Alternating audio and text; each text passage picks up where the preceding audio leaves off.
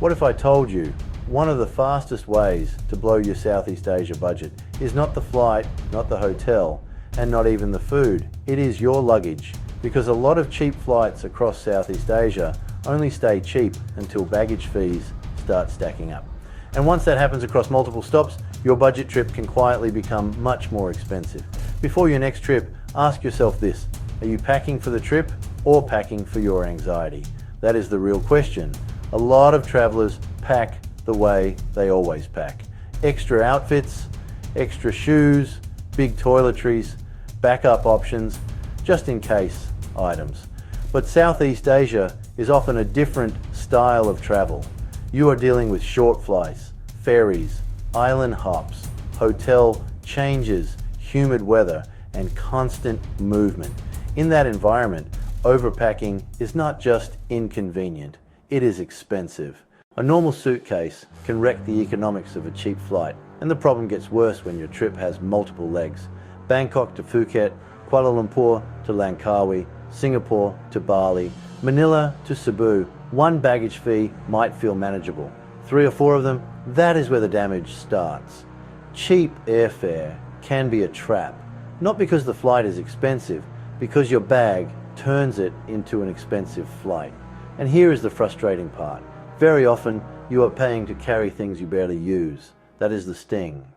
So, the smarter approach is simple. Do not pack for the longest possible version of the trip.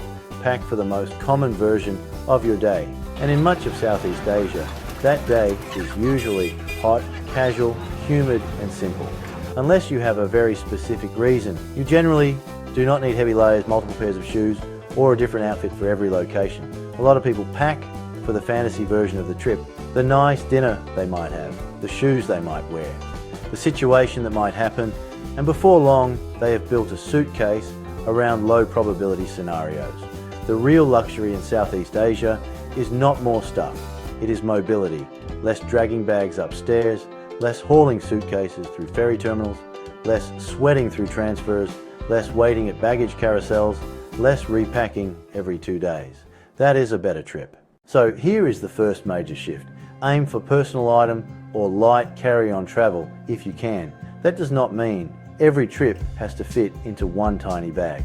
It means your goal should be smaller from the beginning, because the moment your goal becomes avoid checked baggage, if possible, your packing changes. You stop accumulating, you start editing, and that is where the savings begin. Quick honesty. Check. How many times have you packed for a warm weather holiday and actually worn everything you brought? Exactly. Now let us talk about one of the biggest offenders, shoes. For a lot of tropical trips, one comfortable walking pair and one light sandal or thong option is enough. That one decision alone can save a surprising amount of space and weight.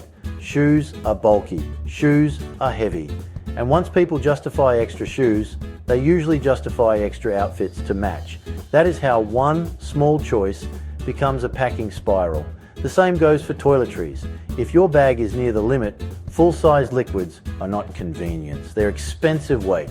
You're literally paying to transport shampoo. And this next point matters. Laundry is not a failure. Laundry is the strategy. A lot of people pack as if doing one wash on a trip would be a disaster. But if you are traveling for more than a few days, planning a laundry reset is usually cheaper and easier than carrying extra clothes the entire time. Once you accept that, you stop packing for 10 or 12 outfit changes. You pack for 4 to 6 days and rotate through. That means less weight, less clutter, less indecision, and a better chance of avoiding checked baggage fees. There is also another benefit. A smaller wardrobe makes travel mentally easier. Fewer decisions, fewer things to track, fewer things to lose. Here is another smart move many travelers overlook. If you're using a major hub like Singapore, Bangkok, Kuala Lumpur, or Phuket as a base, you do not always need to take your full luggage setup on a short side trip. If you are doing a quick island stop or a 2-night beach break, temporary bag storage can make sense. Leave the larger bag behind. Take a small backpack. Do the side trip properly. Come back. That is often cheaper, easier, and far more enjoyable than dragging your whole setup with you, because island hopping with a backpack feels like travel. Island hopping with a large suitcase feels like moving house. So here's the practical formula. Cut your shoe count, reduce heavy toiletries, pack lighter clothing, plan one laundry reset. Aim for a smaller bag from the start. And for short side trips, consider temporary bag storage instead of hauling everything. That is not minimalism for show, that is efficient travel. And one final point, do not build your strategy around trying to beat the airline at the gate. Loopholes are not a system, they are a gamble. The better move is to win before you leave home. Know your baggage target, pack to it, remove the dead weight, travel calmer. Because yes, packing lighter can save you money, but the bigger win is this. It often gives you a better version of the trip itself. Less admin, less stress, less exhaustion, more actual travel. So before your next Southeast Asia trip, ask yourself one last question. Is this item earning its place in my bag? If the answer is no, leave it out.